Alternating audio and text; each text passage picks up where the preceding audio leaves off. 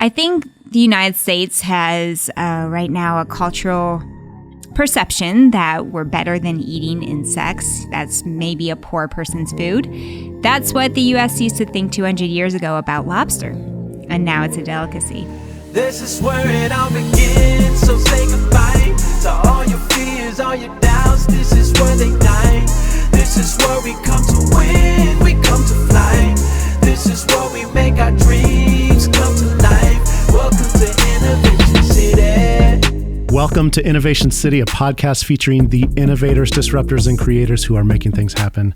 My name is Michael T. Johnson, and I'm here, as always, with my co-host, Tyler Kelly. Today, we're at Venture Cafe St. Louis.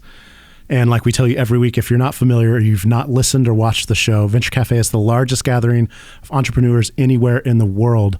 So if you're near one of their cities, I suggest you check it out. Now, today, I'm very excited because we have an entrepreneur with us that I think you're going to want to hear her story and what she's got. So if you're interested in food, protein, health, I think she's got something that's going to be of interest to you. So Sarah, thanks for being on the show with us. Thank you for having me. Sarah Schlafly is a serial entrepreneur. Cricket cereal, that is. Her inspiration for Mighty Cricket was born out of a problem that bugged her: the harmful effects of industrialized meat.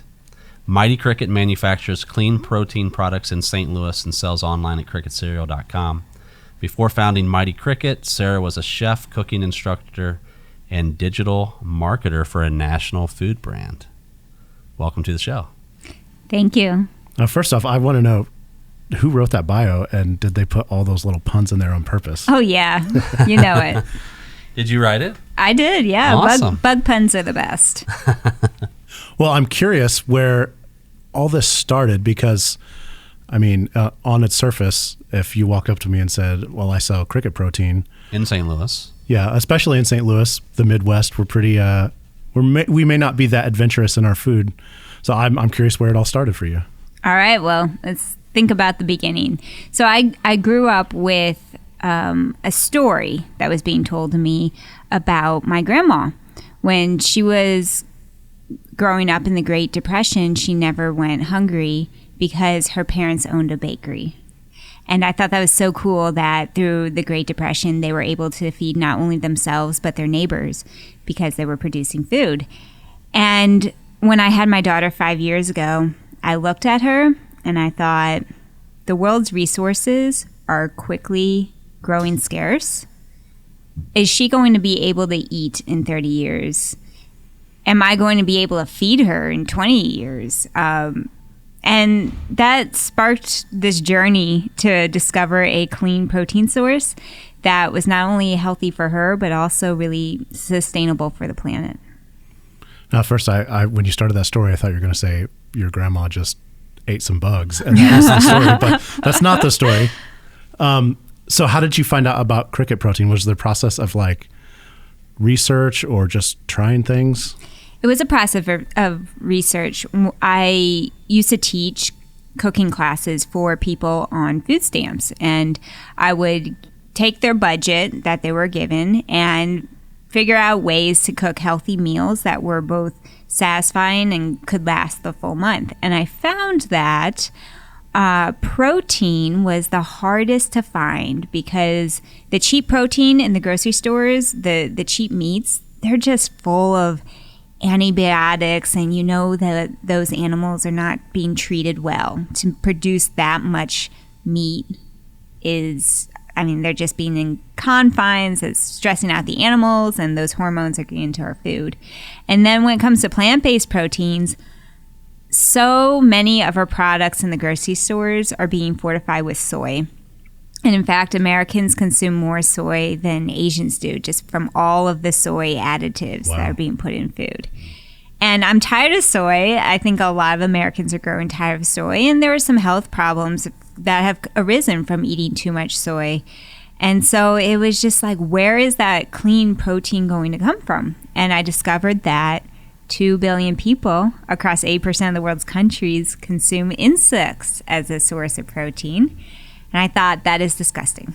How am I going to get myself to eat an insect? But the more research I did, the more it made sense. And I think the United States has right now a cultural perception that we're better than that. We're better than eating insects. That's maybe a poor person's food. That's what the U.S. used to think 200 years ago about lobster, and now it's a delicacy. So these stigmas that we have about food can change. And when I did the research and discovered just how few resources it takes to produce cricket protein, I realized that this is the protein for me. And then coupled with the fact that it's high in vitamin B12 and iron and these nutrients that are harder to find in plant-based proteins. The iron specifically, it's heme iron, so it's more bioavailable than iron, say, in spinach. And that's really important to me as a woman. So I had this problem, though, that I didn't want to eat a whole cricket. And I realized as a chef, I was able to get a lot of people to eat vegetables just by manipulating them, making them taste good and visually appealing. Well, if you powder the cricket down into a fine grind, all of a sudden you can disguise it in all sorts of different foods, and you're not looking at the bug. And in fact, all of our food is filled with insects already. And that's what's being happened, is they're being milled down with the rest of the wheat that's being harvested. And we don't realize it, and we don't see it. And so I was like, I think I can grow a company out of this. So did you actually eat a whole cricket, or did you avoid that altogether? I avoided that for about a year. It took me that long to work up the courage of eating a whole insect. But once I started working with it in a powdered form, it wasn't that much of a leap to go to a whole cricket. And then I started getting really adventurous and working with other bugs. I've tried mealworms and beehive with bee larvae and ants and even grasshoppers that have been whole and roasted. And now it doesn't bug me. Wow. So for someone who has never tasted a cricket, is it an acquired taste? I mean, is there... Not at all. It's a whole cricket will taste quite nutty. So it's like a roasted nut. And if you put a little salt on it, it tastes delicious. You just have the mental barriers that you have to overcome. Once it's in a powdered form, it's very neutral tasting. It still has that nutty umami properties to it. So it works really well with chocolate and mushrooms and things of that nature. That's what I was curious, because I've tried a lot of different protein powders, and I generally try to go to the one with the least amount of flavor and additives. So that's what I was curious about, was the taste. Yeah, when people try it straight up, they just say, oh, it doesn't taste like anything. So in your presentation, you've done, like you started off in farmers markets, right? Here at Venture Cafe. Like, what other types of things are you doing to try to spread the story of try this cricket protein?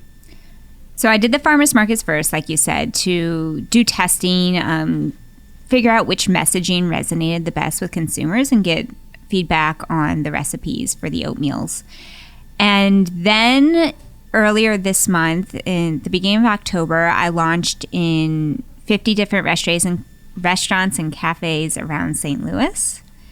And that's really been our biggest push to date, has been getting into all these different venues that are using the pure Mighty Cricket protein in all sorts of different foods.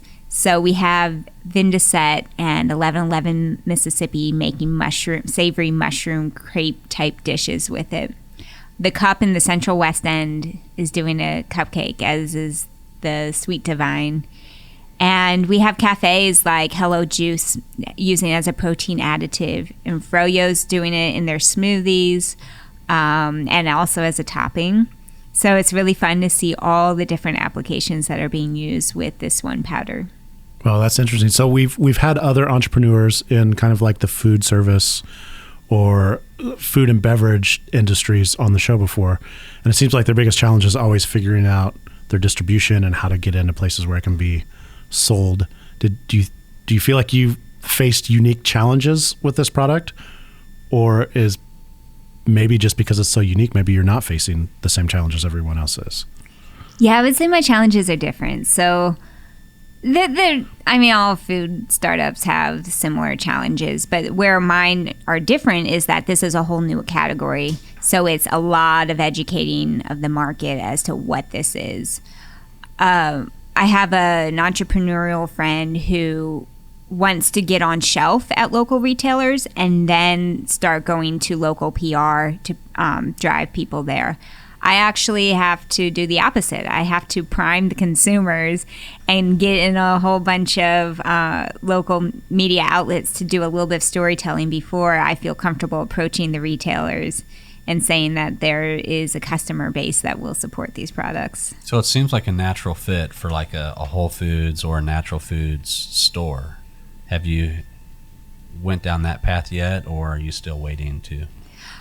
I'm being evaluated currently by Fresh Time. Awesome.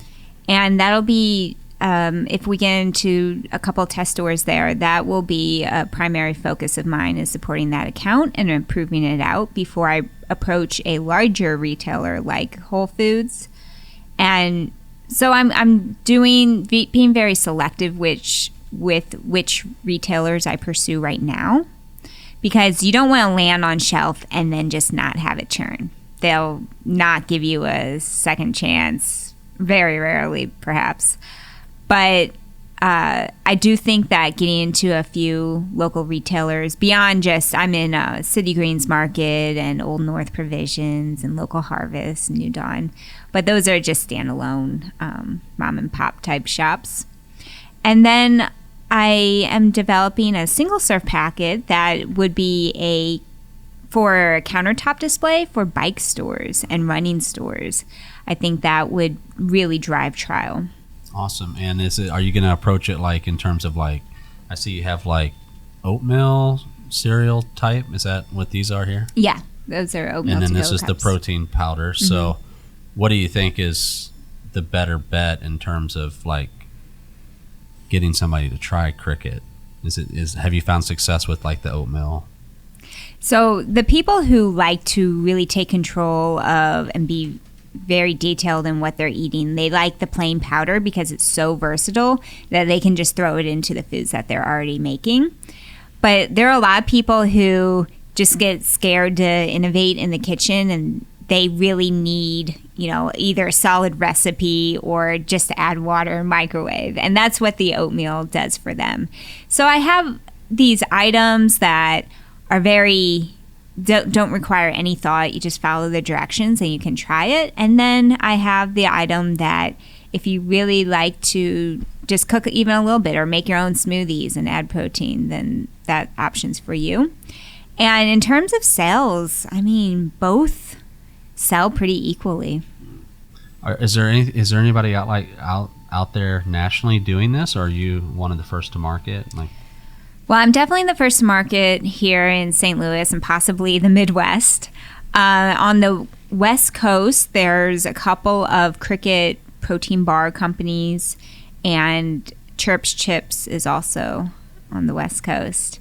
So coastally, they're always a little bit more forward when it comes to new trends. Yeah. I'm curious to find out, and I'll dig into this in a little bit, but I'm assuming this isn't your first entrepreneurial journey, but I'm curious what you've learned from this one so far. This one compared to the others. Let's see. I find that I am pulling so much from my prior entrepreneurial experiences that this one I was really able to hit the ground running and get products up quickly and cheaply. The biggest thing I learned probably from this one is that I'm pursuing funding a lot more seriously than the other ones, and I'm entertaining the thoughts. So I'm learning the journey of creating a pitch deck that really speaks to investors and figuring out how I want to do my funding and when. And so that's been quite a journey of discovering when is the right time to raise, when is too soon, and when is it where it can really, a little bit of cash can really help. So with this one, are you like basically bootstrapped and this is everything, or do you have funders, or you said you're pursuing funding? What's that process been like for you? Right now, up till now, I've been bootstrapped. And a lot of people are surprised with that because we have packaging. We are in a few stores. We have been all over the local news, pretty much every local news outlet. And we haven't paid a dime for marketing. It's all just been free press, which is really great. And why I expected that to happen with the novelty of the product.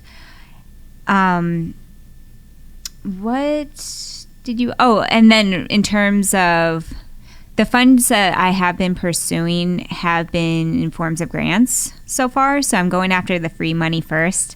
And when I exhaust those resources, then I'm going to probably raise a round. And so far we haven't gotten a grant yet. But we just submitted our application for the USDA SBIR grant that was due yesterday. That was a huge lift. And they award up to $106,000. So let's hope we get it. I think that's an interesting route because I think a lot of entrepreneurs don't even realize that things like that are out there. Yeah, one of my mentors is Harry Rader from Biogenerator. And he was the one who turned me on to the grants, and he really advocated for them. And then he supported me in funding a grant consulting group to work with us. So Biogenerator has been a huge resource for us. So you came across those just with relationships and people kind of introducing you to the idea? Because my question was going to be, how does one go to start to find out like where free money and grants and funding like that can go into their business, whether it's something like this or something completely different? Yeah, it is so overwhelming when you're dealing with government grants. When it's private grants like Arch grants or so, that's very straightforward. But the government grants are so complicated, and so yeah, taking advantage of the resources that were here in St. Louis was really how I got into it. And I would have never thought 1 year ago that I'd be applying for a USDA SBIR grant. So in terms of resources for entrepreneurs, so this is not your first time, as an entrepreneur in St. Louis. So what's out there? What are people not taking advantage of that, outside of the grants and those types of things, and communities like Venture Cafe, like what's some advice you could give to entrepreneurs, specifically maybe food prep entrepreneurs? Food specifically, there's not a whole lot here yet. And if I had more time, I would start something like create a food group. And I have sort of created an informal Food Secure St. Louis group. But there are a lot of the fellow food entrepreneurs ask me, like, where can I go to just, start recipe innovation? And there aren't a whole lot of shared kitchens here. There are a couple one just opened, and a couple more slated to be opening soon. So that's going to be really helpful. But let's see. Other resources in St. Louis. My prior food startup was in North Carolina, so I didn't tap into that as much. I would say I found some really great mentors through I-10. It was really just one-to-one relationships that I have built from people I met through I-10, Venture Cafe, and yeah, that's kind of what sparked it all. Because you meet those people, and then they are the ones who introduce you to everyone else. Score has not been that huge of a resource to me. So you mentioned earlier clean protein, and I'm wondering what does clean? What does that mean? So that's in terms both of nutrition and then the environmental impact. These crickets are not given antibiotics. They're not stressed out in the harvesting process. They are fed the food that they eat can't have pesticides in it because it'll kill them. So the whole process of raising and harvesting these crickets makes for a very pure protein source, very low in saturated fat. And then in terms of the environmental impact, to produce 1 pound of beef protein requires 1,800 gallons of water. And to produce a pound of almonds requires 2,000 gallons of water, but a pound of crickets requires just 1 gallon of water. And crickets also emit 100 times fewer carbon greenhouse gases than cows do. Well, so that's a pretty big environmental impact. Absolutely. Which is part of the story. Yeah. Part of the appeal, I would think, right? And then food security. This is something that we don't really I didn't think about before, but we're all somewhat food insecure by living in a city, because you're never going to have a farm in downtown St. Louis that's growing soy protein and raising cattle. But you can have a cricket farm in downtown St. Louis. And if there was ever a transportation crisis, we could have a hyper-local food source. Wow. I am curious about that. Like, so your source for crickets, are these like your own cricket farms? Or are you sourcing them from other places? I source from cricket farms that are really found all over the world. The best ones are in Thailand because they've been doing crickets for thousands of years. But there are farms in Canada, of all places. There's a few farms in the U.S., and I'm looking for the farms that are really developing their automated practices, because that's what's going to drive down the cost of the cricket. Right now, the industry is quite expensive, and my goal is to scale the industry so that when my daughter is my age, she can have access to a highly affordable clean protein source that's competing with by price with whey protein and even soy protein. So you mentioned 20 years from now. What's it going to take to get there? To achieve that vision over the next, let's say, 2 to 5 years. In 2 to 5 years, I want to land into one national fast casual food chain, one national cafe that will really make Mighty Cricket they're putting it on their menu. They're building a whole campaign around that, and that would make the crickets go mainstream. So I'm thinking, Smoothie King. And to work up to that, I'm thinking about the local chains that we have in St. Louis. We have Lion's Choice. I'm already in Froyo, so it's a great first step because that's 9 locations. Lion's Choice has about 20 or 22. So that could be a next step. And then from there, continue to go after the larger ones. We might need a Shake Shack cricket shake. There you I go. like that. Yeah. The Mighty Cricket Shake. Yeah. I love it. I'd try it.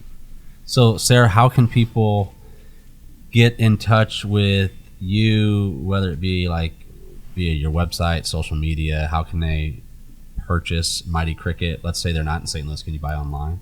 Yes, we ship nationally at cricketcereal.com and then on Amazon. And we're on Facebook and Instagram too. Awesome. Sarah, thank you for being on the show. Thanks so much for having me. For more episodes, visit innovationcity.co. Be sure to subscribe, rate, and review. If you're in St. Louis, visit us on a Thursday night. You can find details at vincafstl.org. You can also connect with us on social at We Are Slam or at Venture Cafe STL. This is where it all begins.